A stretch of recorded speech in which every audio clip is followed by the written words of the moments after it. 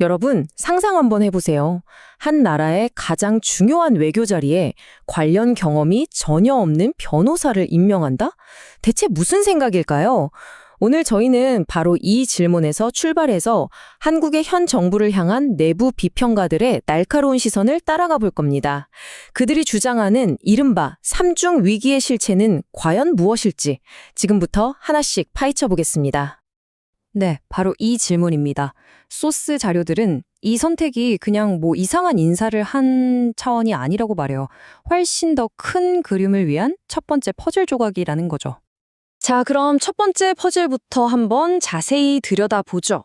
이 UN 대사라는 자리가요, 소스에 따르면 그냥 높은 자리가 아닙니다.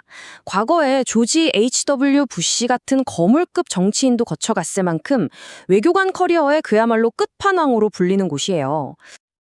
와, 이 차이 좀 보세요. 왼쪽은 우리가 보통 생각하는 UN 대사죠. 수십 년간 외교만 파온 전문가. 그런데 오른쪽은 대통령 개인 변호사에 사법연수원 동기, 그리고 외교 경험은 전무.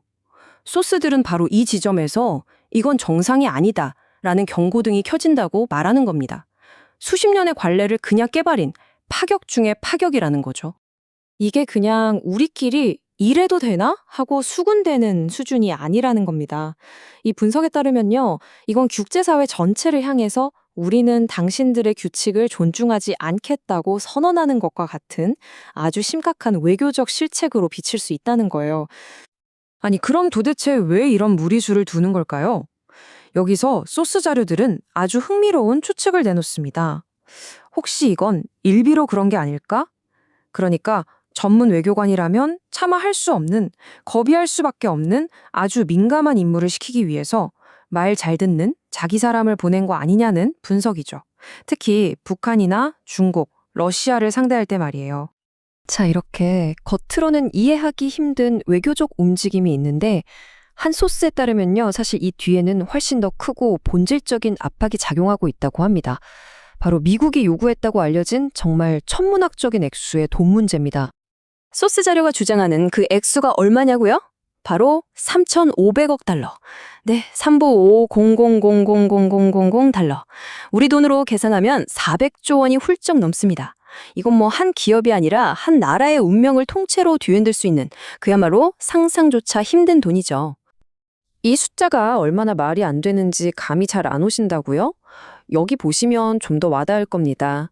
소스에 따르면 이 돈은요, 대한민국 1년 예산의 70%에 달하는 돈이고요.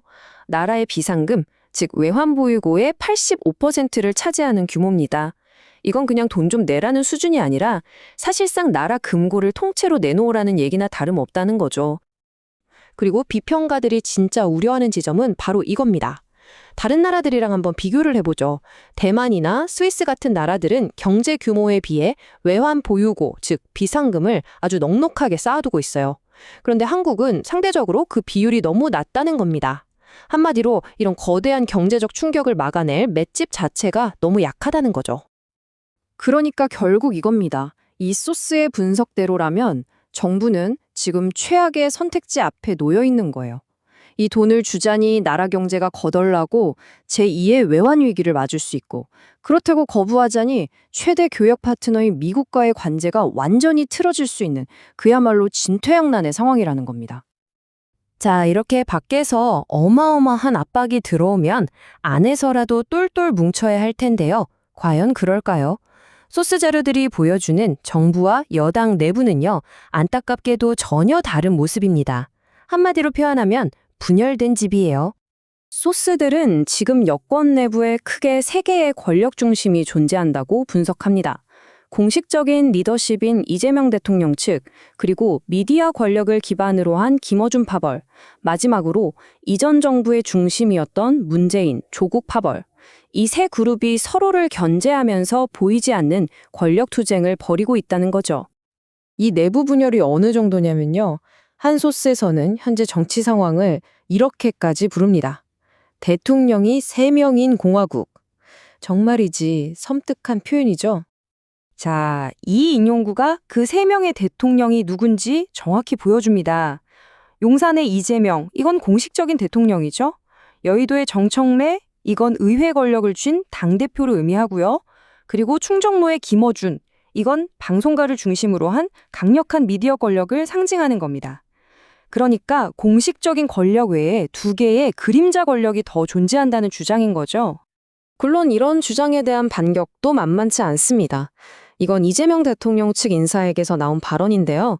미디어 인물인 김어준 씨를 향해서 킹메이커, 즉 왕을 만들려는 꿈은 이제 그만 꿔라 라고 직격탄을 날린 겁니다. 이건 뭐 사실상 선 넘지 말라는 공개적인 경고나 마찬가지죠. 자, 그럼 이제까지 우리가 살펴본 이 조각들을 한번 다 맞춰보겠습니다. 밖으로는 이상한 외교, 안으로는 심각한 분열, 그리고 그 배경에는 어마어마한 경제적 압박. 소스 자료들은 이 세 가지가 각각 따로 노는 문제가 아니라 서로 얽히고 설켜서 하나의 거대한 정치적 폭풍, 즉 퍼펙트 스톰을 만들어내고 있다고 경고합니다. 이게 바로 비평가들이 말하는 삼중 위기의 핵심입니다. 한번 생각해 보세요. 안에서 이렇게 자기들끼리 권력 다툼을 하느라 정신이 없는데 밖에서 들어오는 저런 거대한 경제적 압박에 제대로 대응할 수 있을까요? 또 그런 민감한 외교적 결정을 내릴 때 과연 한 목소리를 낼 수 있을까요? 이 모든 문제들이 서로가 서로의 발목을 잡으면서 정부를 옴짝달싹 못하게 만드는 완벽한 악순환을 만들고 있다는 분석입니다.